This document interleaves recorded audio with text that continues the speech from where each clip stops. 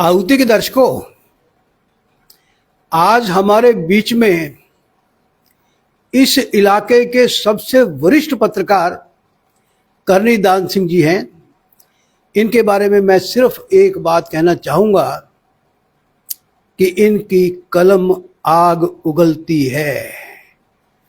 सच के प्रति लिखने में इन्होंने अपने जीवन की आहुति दे रखी है और इसी संघर्ष के दौर में जेलों में भी बंद रहे, स्वतंत्रता सेनानी का खिताब भी मिला। मैं स्वागत करना चाहूँगा करनीदान सिंह जी का। नमस्कार सर। मैं करनीदान सिंह राजपूत। अभी उम्र मेरी 81 वर्ष में चल रही है। पत्रकारिता के 62 वर्ष हुए हैं।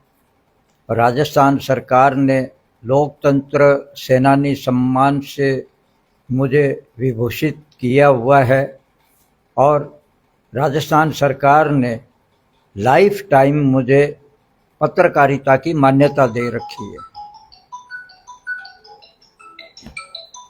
करनीदान जी, हमारा आपसे पहला सवाल ये है कि 62 साल का पत्रकारिता का ये लंबा सफर आपने कब शुरू किया और क्यों शुरू किया?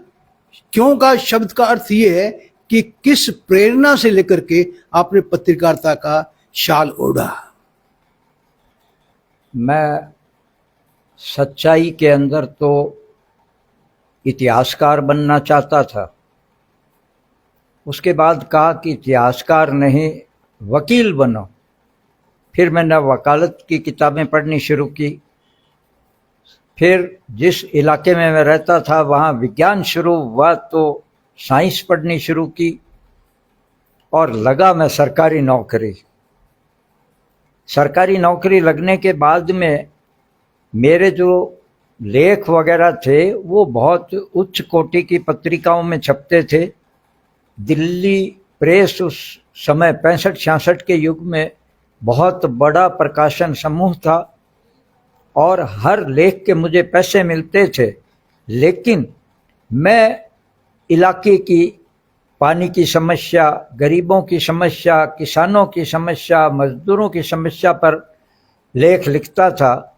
वो पत्रिकाओं में 3-4 महीने बाद छपा करते थे, तो वो जिस पीड़ित को ज़रूरत होती थी उसमें देरी होती थी। इसलिए मैं वहाँ से नौकरी लगा हुआ था, फिर भी नौकरी छोड़ कर के और मैं पत्रकारिता लाइन में आया और 1969 के अंदर मैंने नौकरी छोड़ी और पहले श्री गंगानगर के छोटे छोटे अखबारों से जुड़ा, फिर राजस्थान के जयपुर से जुड़ा बड़े अखबारों से, फिर दिल्ली और बम्बई के अखबारों से जुड़ा और उसके बाद के अंदर मैं हिंदुस्तान भर के अनेक अखबारों के अंदर जुड़ा, मैगजीनों में जुड़ा, लिखता रहा।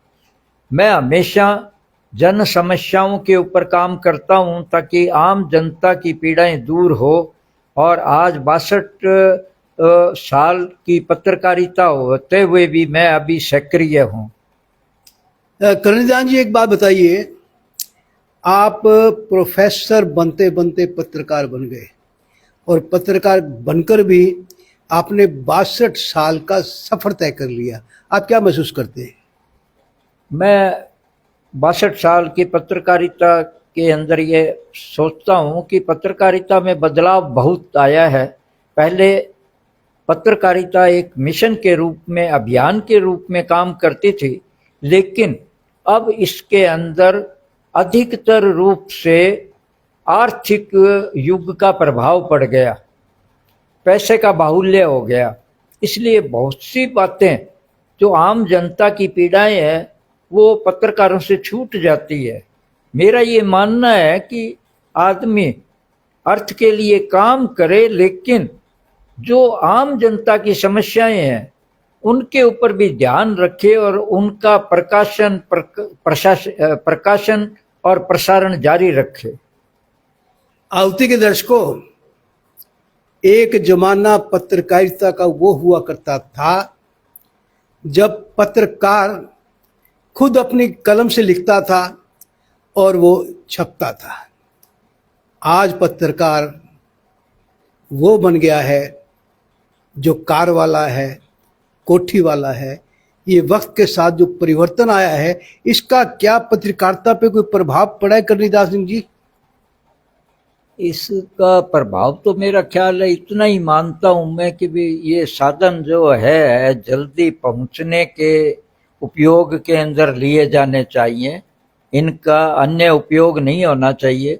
मैं आज कार का भी उपयोग करता हूं, जीप का भी उपयोग करता हूं, रेलगाड़ी का भी उपयोग करता हूं, लेकिन जहां पैदल चलना होता है वहां 3-3, 4-4 किलोमीटर दूर पैदल दुर्गम मार्गों पर, टिब्बों में, कीचड़ के मार्ग पर, कांटों के मार्ग पर भी चल करके पत्रकारिता करने का ध्येय पूरा कर रहा हूं। आवती के दर्शकों, करीब 45 साल पहले मैं बैंक में सूरतगढ़ में ब्रांच मैनेजर हुआ करता था और उस समय गली गली में एक पत्रकार के रूप से जो पहचान करनीदास सिंह जी ने बनाई थी, उस जज्बे को मैं उस समय भी सलाम करता था और आज भी सलाम करता हूं।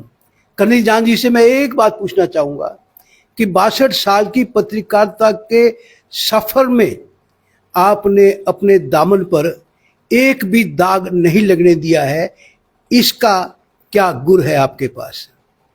देखिए, सीधा साधा गुर है कि आम जनता के बीच में जब हम जुड़ते हैं तो आम जनता जो पीड़ित है उसके पास पैसा नहीं होता, उनके बीच में घुसना पड़ता है जहां पैसे की कोई कीमत नहीं होती।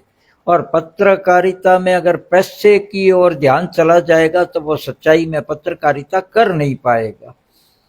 मेरा एक ही ध्येय था, सरकारी नौकरी में पैसा तो था, अगर मुझे पैसे की चाह होती तो मैं नौकरी नहीं छोड़ता, लेकिन मुझे गरीब, किसान, मजदूर आदि का काम करना था, इसलिए पैसे की अहमियत को दूर रखते हुए मैंने काम किया और लेखन से जितना पैसा मुझे मिला मैंने उससे अपना घर भी चलाया और बहुत से कार्य किए।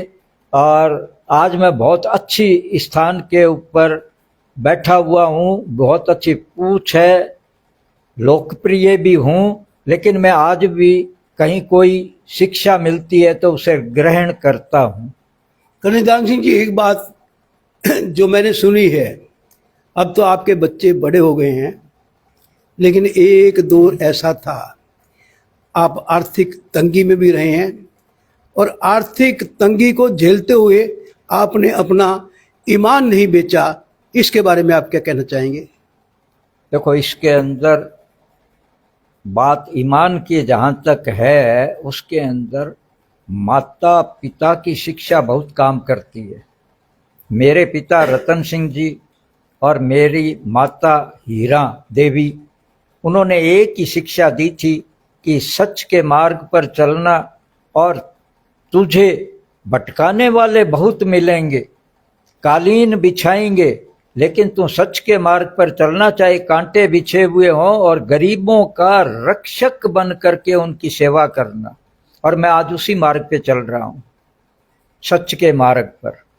करनीदास सिंह जी, आपसे मैं एक सवाल करना चाहूँगा और ये आशा करूँगा कि आप बेबाक हमें बताओगे,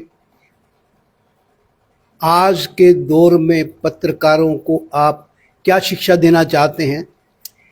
मेरे कहने का मतलब ये है कि पत्रकारिता का सामाजिक दायित्व क्या है, इस पर आप कुछ बताइए। देखिए, सत्ता और पैसे वाले लोग, भ्रष्टाचारी लोग पत्रकार को हर तरीके से गुमराह करना चाहते हैं। वो चाहते हैं कि केवल उनकी स्तुति का गान हो, गरीबों की पीड़ाएं आदि का कोई गौर नहीं किया जाए। लेकिन मेरा जो कहना है पत्रकारों को कि गरीब की सुनो, मजदूर की सुनो, किसान की सुनो, पीड़ित की सुनो, और उनकी जो पीड़ाएं हैं उनको उजागर करो, शासन और प्रशासन तक पहुंचाओ, ताकि वे पीड़ाएं दूर हो सकें। कन्हैयादान सिंह जी, आखिर में मैं आपसे यह जानना चाहूँगा कि आपकी इतनी लंबी पत्रकारिता की यात्रा में आपको सबसे मुश्किल का दौर कौन सा महसूस करना पड़ा? ऐसा है, मुश्किल के दौर तो एक बार नहीं अनेक बार आए। इंदिरा गांधी नहर के अंदर विश्व खाद्य कार्यक्रम के तहत मजदूरों को गेहूं, दूध का पाउडर, दाल आदि दी जाती थी। वो 72 रुपये क्विंटल के रूप में दी जाती थी, जो तस्कर ये काला बाजारी ये लेकर के और बीकानेर में 350 रुपये क्विंटल बेच देते थे। उस समय मैंने मेरे अखबार भारत जन से एक खबर प्रसारित की जिसपे मेरे पे अटैक हुआ। राजस्थान की असेंबली में उस समय कामरों को प्रस्ताव आया, कटमोशन प्रस्ताव। 20 एमएलए की तरफ से वो कटमोशन उस समय रखा जाता था। 48 एमएलए मेरे पक्ष में बोले, पूरा सदन खड़ा हो गया। फिर मुख्यमंत्री को सदन शांत करना पड़ा और यह समाचार देश के हर अखबारों में आया और विदेश के अंदर radio Moscow, BBC London, radio America आदि ने भी उसका प्रसारण किया था। और वो बहुत बड़ी उपलब्धि थी मेरी कि उससे मेरी पॉपुलैरिटी और बढ़ी। कन्हैयादान जी, 81 साल के हो गए हैं आप, और निश्चित रूप से जो आपका जीवन है वो हम सबके लिए प्रेरणादायक है। हम आपसे ये जानना चाहेंगे कि आपकी दिनचर्या क्या रहती है? मेरी दिनचर्या ये है कि मैं सुबह उठने के बाद में सबसे पहले तो यह ज्ञात करता हूँ कि पिछले 12 घंटों में क्या कुछ हुआ है, और उसके बाद में मैं घूमने निकलता हूँ। और जहाँ जनता की आवाज़ होती है, जैसे एसडीएम कोर्ट है, कचहरी है, और भी अन्य स्थान है जहाँ पर जनता की पहुँच है, वहाँ मैं पहुँचता हूँ, लोगों की पीड़ाएं सुनता हूँ। और बाद में मेरा एक अभी इस समय वेबसाइट बनी हुई है करनी प्रेस इंडिया, उस पर देने की कोशिश करता हूँ। और इसके अलावा अगर पत्र लिखना होता है तो राजस्थान सरकार तक पत्र से भी उनकी पीड़ाओं को, गरीबों की पीड़ाओं को पहुँचाता हूँ। आहुति के दर्शकों, एक पत्रकार की सबसे बड़ी पूंजी विश्वसनीयता है। मैं आपको यह कहना चाहूँगा कि अपने सच के बल पर जो विश्वसनीयता कन्हैयादान सिंह जी ने कमाई है, उसको लेकर के मैं इन्हें नमन करना चाहता हूँ। आखिर में कन्हैयादान सिंह जी, आहुति के दर्शकों को आप कुछ कहना चाहेंगे? मैं आहुति के दर्शकों को यही कहना चाहूँगा कि जहाँ कहीं परेशानियाँ या पीड़ाएं देखें तो वे पत्रकार तक अवश्य पहुँचाने की कोशिश करें ताकि उनका हल निकल सके। जनता अपनी परेशानियों को पत्रकारों को बताए, संवाददाताओं को बताए, और उसके बाद में उन परेशानियों को सुनने के बाद में जिस स्तर पर भी वे उनकी बात को उठा सकें, उठाएं। यही उनका फर्ज है, यही उनका दायित्व है। क्यों साहब, यही कहना चाहते हैं आप? हाँ, यही कहना चाहता हूँ। और कुछ हमारे दर्शकों के लिए प्रेरणादायक? बस यही है कि भाई वो जागरूक रहें हमेशा के लिए। आहुति के दर्शकों, वैसे तो मेरे पत्रकार साथी हैं कन्हैयादान सिंह जी, मेरे पिता तुल्य हैं, और जब मेरे पिताजी पत्रकार हुआ करते थे तब से हमारे इनके साथ संबंध है। मैं इनका बहुत सम्मान करता हूं और बड़ी तमन्ना थी इनसे मिलकर के, इनसे यह जानने के लिए कि वो पिछले दौर की पत्रकारिता क्या थी और आज के दौर की पत्रकारिता क्या है। विश्लेषण यही है, दौर आते जाते रहते हैं, अब पत्रकारिता कैसी करनी है ये हमारे हाथ में है। क्योंकि पत्रकार कभी नहीं बिकता, पत्रकार की कलम बिकती है।